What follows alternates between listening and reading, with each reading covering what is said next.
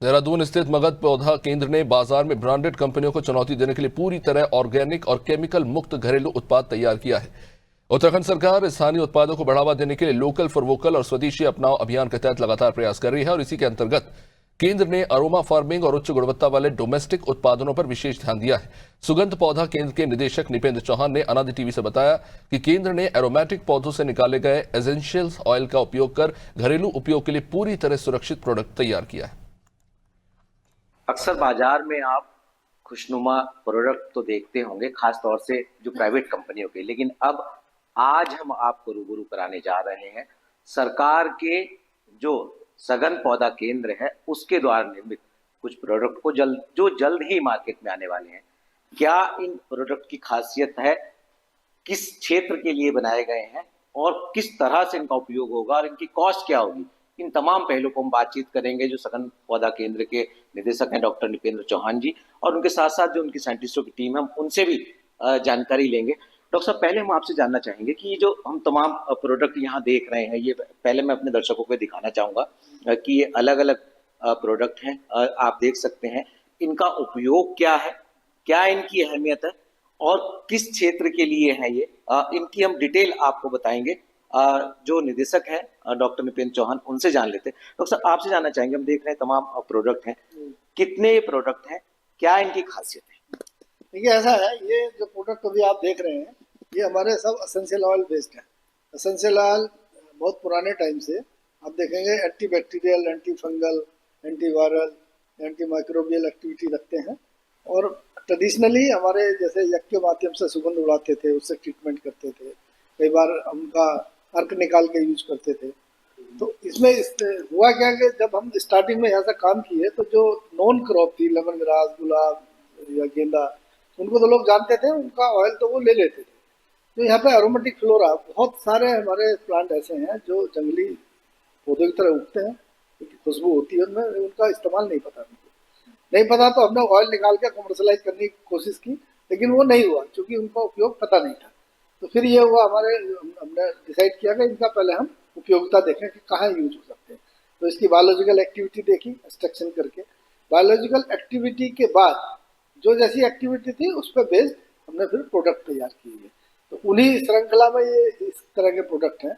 तो आइडिया ये है कि जो भी हम फार्मर से डिस्टिलेशन कराएं या एसेंशियल ऑयल बनवाएं, उसका मार्केट क्रिएट हो जाए, मार्केट हमको मिल जाए। तो अब उत्पाद के माध्यम से ये मार्केट मिलेगा। हमने उत्पाद ये बनाया, इसकी टेक्नोलॉजी डेवलप की और इसको हम पेटेंट कराते हैं। पेटेंट करके किसी इंडस्ट्री को हम टेक्नोलॉजी ट्रांसफर कर देते हैं। तो जायज मूवमेंट, ये जो प्रोडक्ट है जब बाजार में जाता है, एक तो बात यह है कि नेचुरल है, कोई सिंथेटिक केमिकल नहीं होता इसमें, तो इसका अच्छा रिस्पॉन्स मिलता है। पहली बार आए हैं इन ऑयल्स पे बेस्ड, उससे फिर हमारी जो सोशल इकोनॉमी है फार्मर की, वो भी जुड़ती है और सोसाइटी को अच्छा प्रोडक्ट मिलता है, और वो भी साइंटिफिक वैलिडेशन के साथ। मतलब ऐसे नहीं है कि खाली सुनी सुनाई हमने कहा तो हो गया। तो ये SL3 लैब पे पहले सेल पे उस पर टेस्ट करते हैं, उसके बाद एनिमल पे टेस्टिंग होती है, टॉक्सोलॉजिकल टेस्टिंग होती है, तब जाकर के हम ये टेक्नोलॉजी ट्रांसफर करते हैं। तो जिसको टेक्नोलॉजी हम ट्रांसफर करते हैं वो फिर जो रॉ मटेरियल है वो भी हमारे हिसाब से देगा। तो इस तरह से एसेंशियल ऑयल का नया मार्केट, उत्तराखंड स्पेसिफिक ऑयल का हम तैयार कर रहे हैं। बाकी प्रोडक्ट डिटेल हमारे साइंटिस्ट हैं। डॉक्टर साहब, आप जाइएगा मत, हम आपसे बात करेंगे। साइंटिस्ट की हम अभी बात कर रहे थे जो इनकी हमें विस्तृत जानकारी देंगे। डॉक्टर साहब, आपसे जानना चाहेंगे कि ये जो तमाम प्रोडक्ट हैं इनकी क्या खासियत है और कितना समय इनमें लगता है। जैसे भी हम सुन भी रहे थे निदेशक साहब से कि किसानों की आर्थिकी से कहीं ना कहीं इसका जो जुड़ाव है वो एक बहुत महत्वपूर्ण हो जाता है। एक्चुअली इसमें अधिकतर जो प्रोडक्ट हैं वो उन क्रॉप्स के हैं जो बहुत ज़्यादा यहाँ पर मतलब यूज़ नहीं होती, इनको वीड मानते थे या घास समझ लीजिए कि जिसको घास को समझ के काट दिया जाता था। फॉर एग्जांपल अगर आप देखें, एक हमारा हैंड वॉश बनाया हमने गनिया ग्रास का, तो गनिया ग्रास को बहुत ज़्यादा यूज़ नहीं किया जाता था। इसको हम लोगों ने कलेक्ट किया, इसका एसेंशियल ऑयल निकाल के फिर इसकी बायोलॉजिकल एक्टिविटी चेक करी, तो इसमें बहुत बेहतरीन कई बैक्टीरिया के अगेंस्ट एंटी माइक्रोबियल एक्टिविटी थी। दूसरा हमारा डैंड्रफ शैम्पू है, कुंजा पाती जिसको बोलते हैं यहाँ पे। तो कुंजा पाती में क्या है कि उसका भी कोई बहुत ज़्यादा यहाँ पे इस्तेमाल नहीं था, वो बहुत वाइडली लगा होता है पहाड़ों पे। तो उसको भी हम लोगों ने कलेक्ट किया कि एरोमा उसमें थी, तो एरोमेटिक कुछ कंपाउंड होंगे या उसमें क्या है वो वैलिडेट करने के लिए हमने चेक करने की कोशिश की। चेक किया तो उसमें एंटी डैंड्रफ एक्टिविटी कीटोकोनाजोल जो एक स्टैंडर्ड ड्रग होती है उससे भी अच्छी आई। तो उसके बेसिस पे हम लोगों ने उसका शैम्पू बनाया। तो इस तरह से हमारा फ्लोर क्लीनर है। हाइड्रोसोल जो हम ऑयल निकालते हैं तो उससे जो पानी बच जाता है, पानी वेस्ट होता है, वो उसको बोलते हैं हाइड्रोसोल। तो उसको हमने यूज़ करके पानी को रिप्लेस किया। जो हम पानी फ्लोर क्लीनर बनाने में पानी का यूज़ होता है, उस पानी को रिप्लेस करके हमने हाइड्रोसोल को यूज़ किया। तो एक तरह से पानी की सेविंग भी हुई और जो हमारा वेस्ट हाइड्रोसोल जा रहा था उसको भी हमने इसमें यूटिलाइज कर लिया एज अ प्रोडक्ट। इसी तरह तो जो थोड़ा सा उसको प्यूरीफाई करके हमने फेस मिस्ट और हेयर मिस्ट में बना दिया हाइड्रोसोल्स को, तो वो भी जो है यूटिलाइज हो गए और उस तरह से आपका जो वेस्ट टू वेल्थ जो अप्रोच है वो भी इसमें आ गई।